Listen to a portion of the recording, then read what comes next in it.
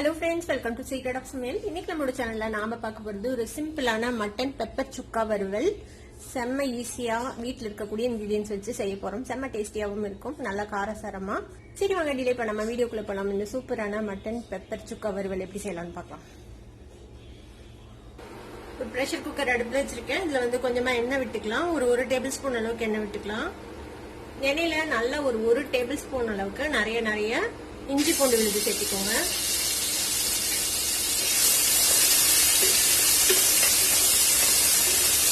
இஞ்சி பூண்டு விழுது லேசா வதங்கினதும் ஒரு 1/2 கிலோ அளவுக்கு மட்டன் எடுத்து வச்சிருக்கிறேன். இதை வந்து சேர்த்திக்கலாம்.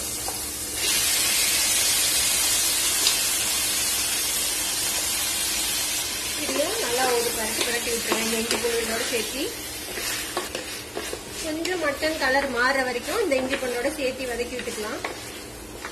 இப்ப இது கூட நான் ஒரு 2 மீடியம் சைஸ் தக்காளியை இந்த மாதிரி நறுக்கி வச்சிருக்கேன். ஒரு 2 பச்சை மிளகாய், ஒரு 7-8 பூண்டு அதையும் இந்த மாதிரி சாப் பண்ணி வச்சிருக்கிறேன்.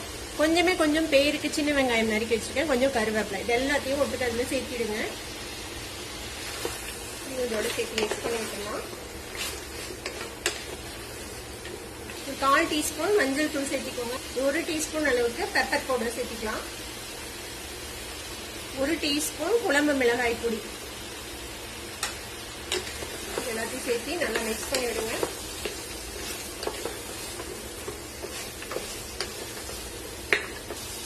மட்டனுக்கு தேவையான அளவுக்கு உப்பு சேர்த்துக்கலாம். மட்டன் வேக வைக்கிறதுக்காக தண்ணி சேர்த்துக்கலாம். இது வந்து இஞ்சி பூண்டு அரைச்ச மிக்சியில தண்ணி ஊற்றி அதை அலசி எடுத்து வச்சிருக்கேன். அந்த தண்ணியை விட்டுக்கலாம். இதுல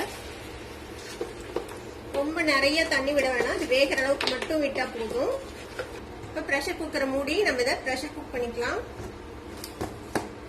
ஒரு விசில் வந்ததுக்கு அப்புறம் ஒரு 10 to 12 நிமிஷம் லோ ஃபிளேம்ல இது வந்துட்டு வேக வைக்க போறோம். நம்ம இது வேகட்டும். வெந்ததுக்கு அப்புறம் நம்ம எப்படி இருக்குன்னு பார்க்கலாம். இப்போ 10 நிமிஷம் வேக வச்சு நம்ம அடுப்பு ஆஃப் பண்ணியாச்சு. நான் குக்கர் ஓபன் பண்ணிட்டேன். இப்போ பாத்தீங்கன்னா தெரியும், 3/4 வாசி வெந்துருச்சு நம்மளோட மட்டன்.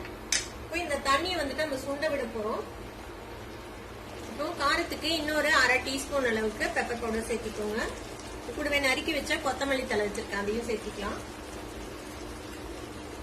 கூட ஒரு 1 டீஸ்பூன் நெய் சேர்த்திக்கோங்க. இதெல்லாத்தையும் நல்லா மிக்ஸ் பண்ணி இந்த தண்ணி வந்து நல்லா சுண்ட விட்டுடலாம். பாருங்க, இந்த அளவுக்கு சுண்டிடுச்சு. நான் இந்த மாதிரி ஒரு கண்டிஷன்ல ஆஃப் பண்ணிட போறேன். நீங்க இன்னும் கூட சுண்ட வைக்கிறதுனா இன்னும் சுக்காவா கூட நீங்க பண்ணலாம்.